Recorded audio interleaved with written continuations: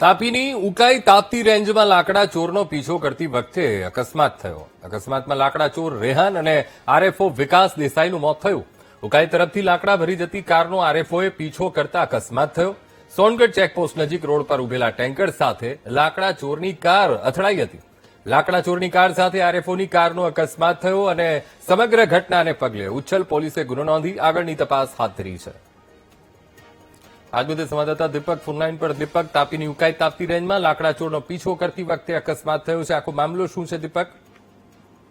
જી અંકુર, ઉકાઈ તાપ્તી રેન્જમાં ફરજ બજાવતા વિકાસ દેસાઈ જેમને બાતમી મળી હતી કે અહીંયાથી એક ઇનોવા કારમાં લાકડાની તસ્કરી કરવામાં આવે છે. એવી બાતમીના આધારે ઇનોવા ગાડી જયારે પસાર હતી તેનો પીછો કરતા તેનો આરએફઓ દ્વારા પીછો કરવામાં આવ્યો હતો અને ઇનોવા કાર ચાલક જે હતો એને ફૂલ સ્પીડમાં પોતાની ગાડી હંકારીને સોનગઢથી ઉચ્છલ તરફ જઈ રહ્યા હતા ત્યારે સોનગઢ ચેકપોસ્ટ પાસે અકસ્માત થયો હતો, જેમાં જે ઇનોવા કારમાં જે લાકડા ચોરીના જે લાકડા ભરેલા હતા આખી ઇનોવા કાર એક ઉભેલા કન્ટેનરની પછાડી ઘૂસી જતા જે લાકડા ચોર રેહાન ગામિતનું પણ ઘટના સ્થળે મોત નીપજ્યું હતું. એની પછાડી જે આરએફઓ જે ગાડીનો પીછો કરી રહ્યા હતા, તસ્કરી કરતી જે ગાડીનો પીછો કરી રહ્યા હતા તે ગાડીનો પણ એ કન્ટેનરની પછાડી અકસ્માત થતા વિકાસ દેસાઈ તેમજ જે લાકડા ચોરી કરીને જે જઈ રહ્યો હતો એ રેહાન ગામિત બંનેના ઘટના સ્થળે જ મોત નીપજ્યા હતા.